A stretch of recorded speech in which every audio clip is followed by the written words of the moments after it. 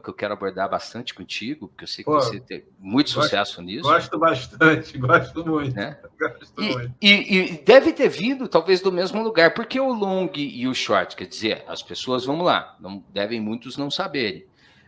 O long and short, você vai ter uma perna comprada, uma perna vendida, né? Trabalhando a não direcionalidade do mercado. Me lembra muito de uma live você falando assim, várias que você fazia, então, dos robôs de execução e estratégia, falando, eu nem sei para que lado que o mercado está indo, se para cima ou para baixo.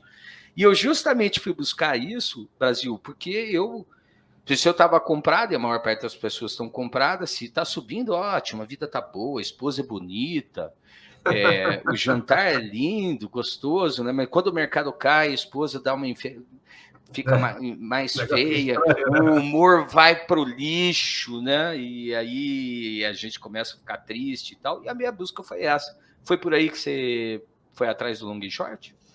Foi, na verdade, assim, tudo que eu fiz na minha vida foi muito empírico, assim, existia o pessoal de fundamento, que não era o meu caso, porque para fundamento eu não tinha um income muito grande de receita de trabalho e tudo mais para ficar aportando todo mês e tudo mais.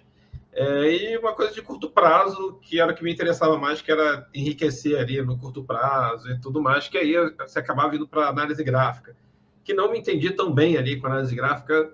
E aí eu comecei a calcular as coisas. Falei, deixa eu calcular essas coisas aqui. E eu comecei tudo que eu aprendi foi realmente empiricamente, inclusive o long and short, o início do long and short, que eu fiz na época, eu acompanhava muito LAME 3 e LAME 4, que hoje em dia juntou, virou a MER 3, né, americana. A Betol junto da loja americana, sim. E aí você via, às vezes, LAME 3 não tinha volume nenhum. Hoje em dia deve ter um pouco mais. Você acha que é um ativo que tinha 3 milhões de volume no dia, um leilão de 200 mil reais, alguma coisa assim. E aí, às vezes, você via ali as duas juntinhas, sei lá, 2%, não sei o que lá e tal, subindo 2 as duas. E aí você via uma LAME 3 por causa dessa falta de liquidez, a LAME 3, leilão de fechamento, fechando a 4 de alta, e a 4 ficando ali no 2 ou no 1,5 de alta. Assim, eu não conhecia a ideia do long and short, mas aí para mim era uma coisa um pouco lógica. Eu falei, é a mesma empresa. Então, e aí eu comecei a olhar isso. Eu falei, sempre que acontece isso, então podia ter vendido a 3, comprado a 4, depois essa relação volta e ganhava dinheiro. Aí eu comecei a criar uma diferença entre elas, da minha cabeça. Eu coloquei no Excel, comecei a ver a diferença, para saber quando fazia sentido. Só que era muito chato fazer essa operação, porque como era por questão de liquidez, você conseguia fazer só no leilão, e aí você tem que entrar nas duas juntas, o leilão muda de preço, era bem complicado, né? Não era o long and short que a gente faz hoje em dia. Mas assim, veio tudo de ficar olhando ali a tela. O Didi fala muito isso, assim, e acho que vale para tanto para gráfico, para qualquer coisa. Ele fala uma coisa que eu concordo em parte. Ele fala assim, coloca o chimpanzé aqui na frente do computador. Põe 20 tentativos ali. E ficar ali 2 anos olhando aquele negócio, alguma coisa, depois de 2 anos, ele vai ter que ficar 2 anos lá o dia inteiro olhando aquele negócio. E teve muita coisa que eu saquei assim, muita coisa. Isso com certeza foi tempo de tela. Outra que não tem muito a ver com long and short, é que eu fiz muito, eu comecei a ver que, às vezes, na última hora, alguns ativos subiam, mas quando você percebe, você está olhando ali esses 20 ativos ao mesmo tempo, todo dia. Quando você percebe, fica até triste, porque quando você percebe, já está acontecendo uns 6 meses, você fala, já podia estar rico, né? Estava ganhando antes, né? Já podia estar rico. Mas, assim, é bom isso. Aí depois você vai refinando esse negócio, que os padrões não leilão de balanceamento também, né? Como a gente teve hoje.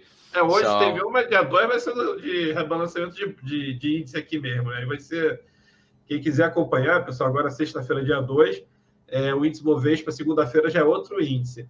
Você vai ver, coloca a mão no fogo aqui, você vai ver os leilões, os volumes absurdos. Você tem um ativo que tem um leilão com um volume de 5 milhões, você vai ver um leilão ali de 50 milhões, 10 vezes mais naquele fechamento, se ele estiver saindo do índice, ou se ele estiver entrando no Ibovespa, ou o índice Small Caps, alguma coisa desse sentido.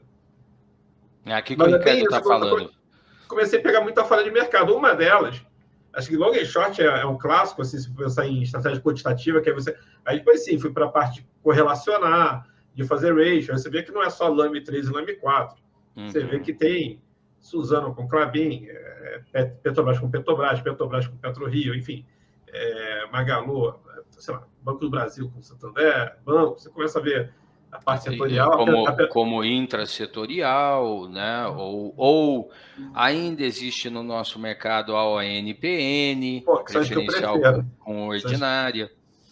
Claro que quando todas migrarem para o novo mercado, isso vai deixar de existir. É algo que só existe aqui, eu acho. Eu nunca vi